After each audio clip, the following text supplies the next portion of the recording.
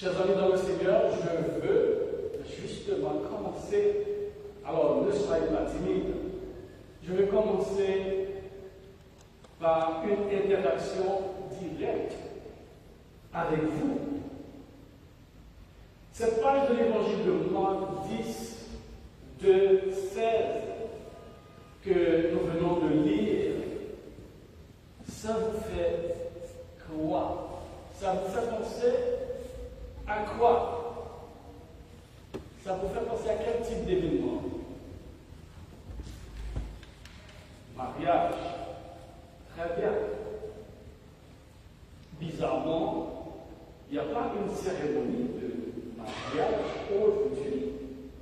Mais ça me fait aussi replonger au mois d'août dernier parce que j'avais le privilège de célébrer et bénir le mariage d'un couple qui a une très belle histoire. Et encore une fois, je profite de cette occasion, peut-être qu'ils nous regardent, qu'ils vont regarder cette vidéo pour leur dire, souhaiter tout le bonheur du monde. Aujourd'hui, peut-être vous avez l'habitude de le constater, les élèves, les apprenants ont l'habitude de tester les enseignants, veulent toujours coller les enseignants. C'était à peu près dans ce même contexte que les pharisiens voulaient coller Jésus en lui posant une question piège, à savoir, est-il permis à un mari de renvoyer sa femme? Et Jésus, en tant que maître par excellence, ne veut pas tomber dans le piège des pharisiens basé sur ce qui est permis et ce qui est défendu.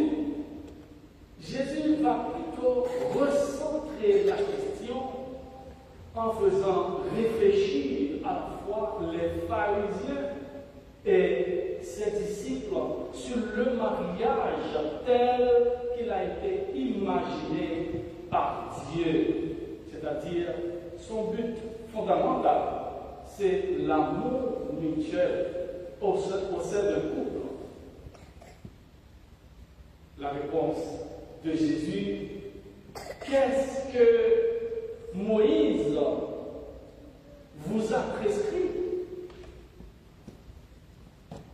Jésus, contrairement aux pharisiens, met en évidence quelques différences.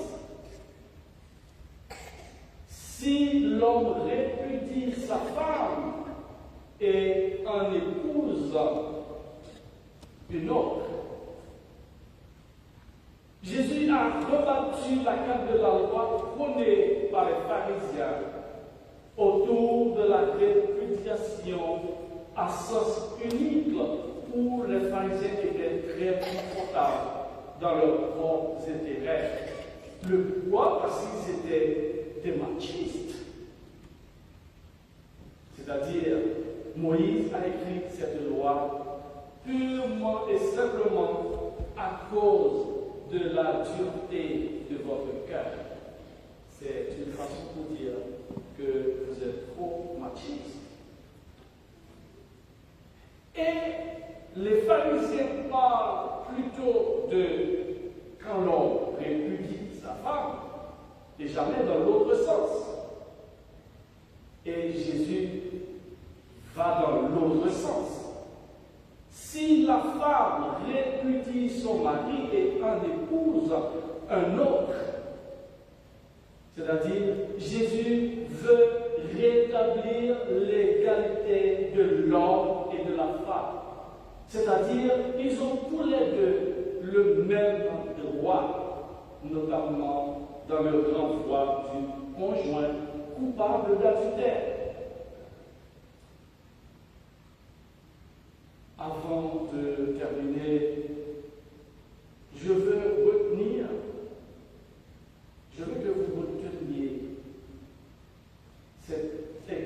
rédaction concernant le mariage. Le mariage peut prendre de différentes formes en fonction des pays, des cultures. Et cela dit, même la rédaction des évangiles n'est pas épargnée. Par exemple, dans l'évangile de Matthieu, Jésus ne parle que de l'homme qui répudie sa femme, car Matthieu écrivait pour des chrétiens d'origine juive. Pourtant, Marc, qui écrivait pour des chrétiens d'origine païenne, mentionnant qu'en droit romain, l'épouse pouvait répudier, rompre aussi. Peut-être vous êtes dit que qu'en est-il aujourd'hui? Et si on devait poser cette question aujourd'hui en France, on aurait peut-être parlé du mariage pour tous. Deux choses fondamentales réclamées et considérées par Jésus comme dénominateur commun qui traverse le mariage dans le temps à travers les différentes cultures. C'est fidélité et durée dans le mariage. Ce que Dieu a uni, que l'homme ne le sépare pas. Qu'est-ce que ça veut dire pour nous aujourd'hui dans un contexte hors de la célébration et la bénédiction de mariage?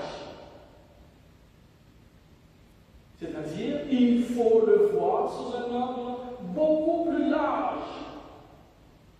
Dieu nous a créés à son image avec le plus grand amour et en toute liberté.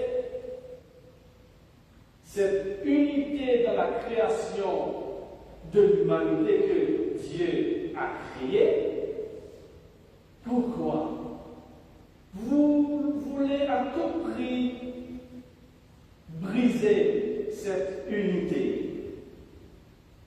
Quand et comment briser cette unité, cette chaîne?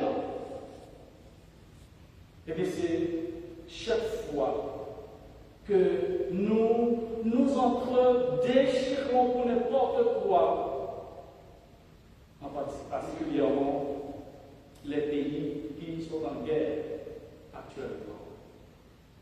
Il faut continuer à prier pour ces pays, pour que la paix règne dans le monde. Chaque fois que nous entre-déchirons dans notre société qui vit constamment dans la haine, la jalousie, les faux jugements, les jugements sexistes, les jugements machistes, les jugements racistes, raciaux. Et chaque fois que nous faisons face à ce genre de situation, oui, nous brisons cette chaîne d'amour, d'unité que Dieu a créée pour que nous soyons heureux. C'est ça le but du mariage. Chers amis dans le Seigneur, Dieu nous invite toutes et tous ce soir, en ce 20e dimanche anticipé après la Pentecôte, à entrer dans son royaume. Mais à condition que nous nous comportions comme des enfants sages, tel comme il a été expliqué à travers la lecture. Comme des enfants sages. Ainsi donc, nous serons bénis et accueillis dans son royaume pour le temps